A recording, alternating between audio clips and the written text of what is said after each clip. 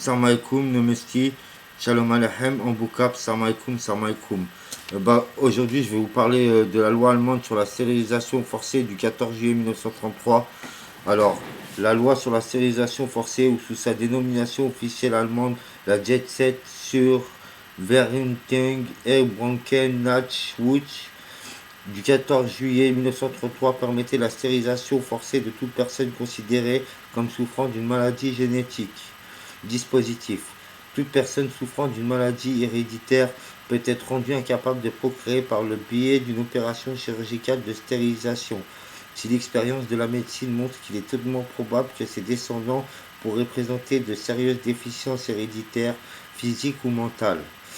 Au sens de cette loi, sont considérées comme souffrant d'une maladie héréditaire les personnes atteintes de déficience mentale congénitale, schizophrénie, troubles maniaco-dépressifs, épilepsie héréditaire, maladie de Huntington, cécité héréditaire, surdité héréditaire, difformité héréditaire. Les personnes souffrant d'alcoolisme sévère peuvent également être stérilisées. Dans ces articles 2 et 4, la loi prévoit pour les personnes devant être stérilisées une possibilité d'appel devant un tribunal de santé génétique. Une fois la décision de stérilisation définitive, celle-ci peut être mise en œuvre même contre la volonté de la personne concernée. Les médecins chargés de l'opération peuvent faire appel à la police et si nécessaire employer la force directe. Ça, c'était la loi allemande sur la stérilisation forcée du 14 juillet 1933. Alors, cette loi allemande, elle tombe le 14 juillet 1933.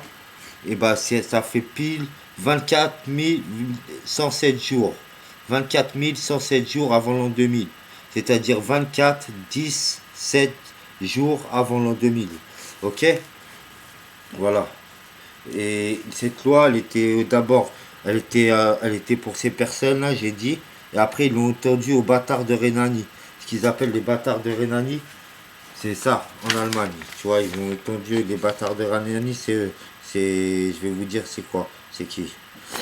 Alors, loi de stérilisation du 14 juillet 1933 établie sur les bâtards de Rhénanie.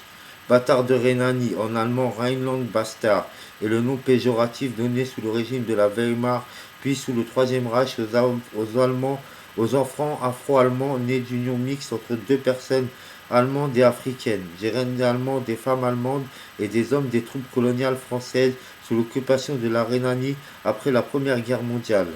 Lors de l'instauration du régime nazi, ces enfants furent considérés comme inférieurs aux Aryens et subirent un programme de stérilisation contrainte. Origine, histoire et origine. L'usage du terme Rhineland Bastard remonte à 1919, juste avant la Première Guerre mondiale, lorsque les troupes de l'entente, très majoritairement françaises, occupent la Rhénanie, puis la Ruhr en 1923.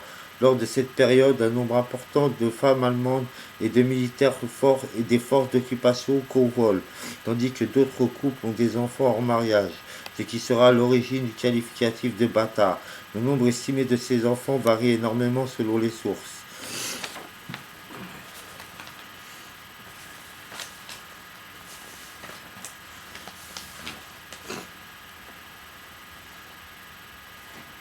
Après, voilà, il faut stériliser.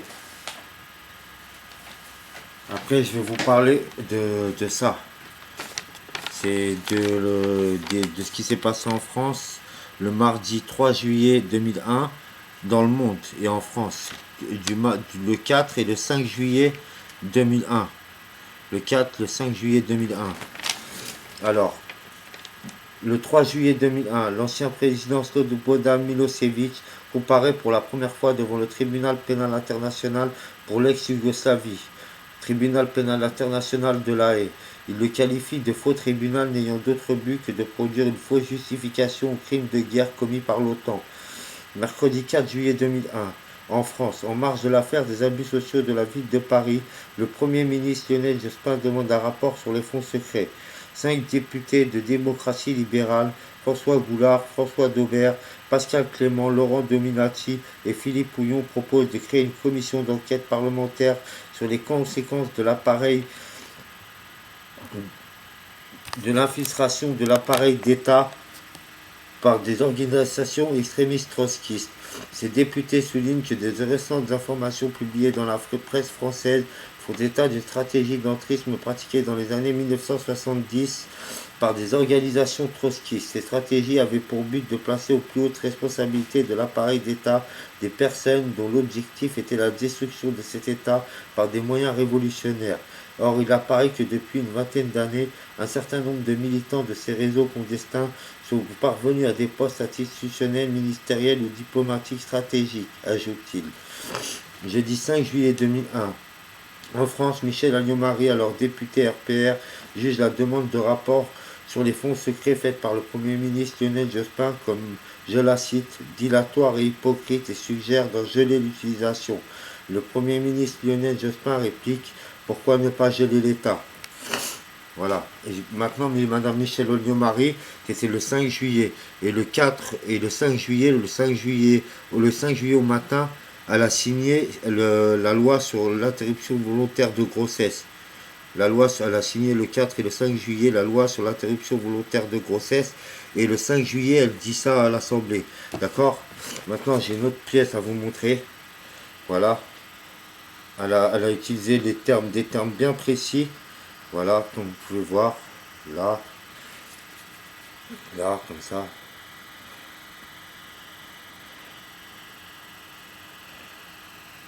Comme ça. Comme ça. Et voilà, après, il faut faire comme ça.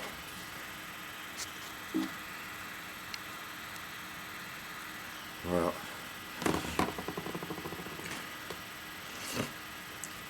Après, j'ai une dernière chose à vous montrer maintenant. C'est dans la télé qu'il faut regarder. Maintenant, la loi de stérilisation forcée qui a eu lieu le 14 juillet 1933, soit 24 107 jours avant l'an 2000, soit 24, 10, 7 jours avant l'an 2000. Si nous faisons 24 10, 7 jours, moins 20 089, entre ces deux jours, il y a 4 018 jours. 4 018 jours. Entre 20 000, si vous faites 24 107 moins 20 089 est égal à 4 018 jours. Et 4 018 jours avant l'an 2000, que s'est-il passé? Voilà ce qui s'est passé. Vous allez me voir à la télé étant enfant.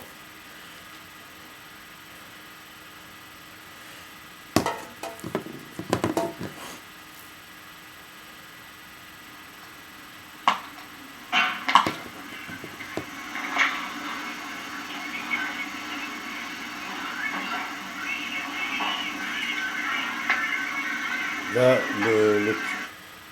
je vais vous remettre la scène, je vais vous la détailler. Voilà. Alors là, le petit enfant, là, c'est moi. Là, c'est moi. Là, c'est moi, là. Là, c'est moi. Ok. Et ils vont dire, voilà. Là, il y a un Père Noël. Et là, lui. Et là, je suis là. Regarde, je vous remontre. Et ça a été diffusé 4018 jours avant l'an 2000. C'est cette émission qui s'appelle Les Orphelins. C'est une série télévisée qui s'appelle Maggie. A été diffusée 4018 jours avant l'an 2000. Comme que ça ressort dans le compte à rebours. Et là, le petit enfant, là en bleu, il vient de dire, il y en a marre des faux Père Noël. Et là, tous les enfants écrient. Et moi, et voilà. Là, lui, là. Lui. Écoutez ce qu'il va dire.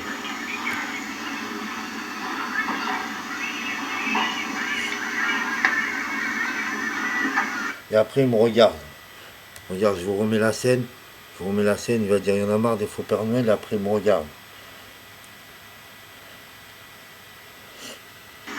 Moi, je serai vers là, là. Je suis là. Voilà.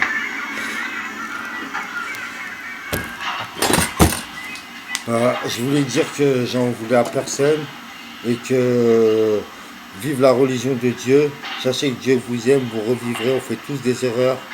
Maintenant, vive la paix, vive l'amour, vive les petits enfants d'UNICEF.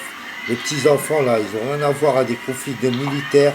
Même les civils, ils pensent qu'à nourrir leur famille, avoir des loisirs, partir en vacances, refaire des enfants. Même les militaires, vous avez des familles, vous aussi. Que Dieu vous protège, Inch'Allah. Vive la paix, l'amour, l'UNICEF. Et les petits-enfants ou les militaires, ils n'ont pas à être mêlés à des conflits de mecs avec des mitraillettes, avec des tanks, des lance-missiles et tout ça. Réglez vos salades entre vous et cassez pas nos villes. Ok, allez au milieu de l'Himalaya ou au milieu de l'Amazonie, faites délimiter un territoire et voilà, le mieux faites la paix, l'amour et aimez-vous au lieu de vous détruire.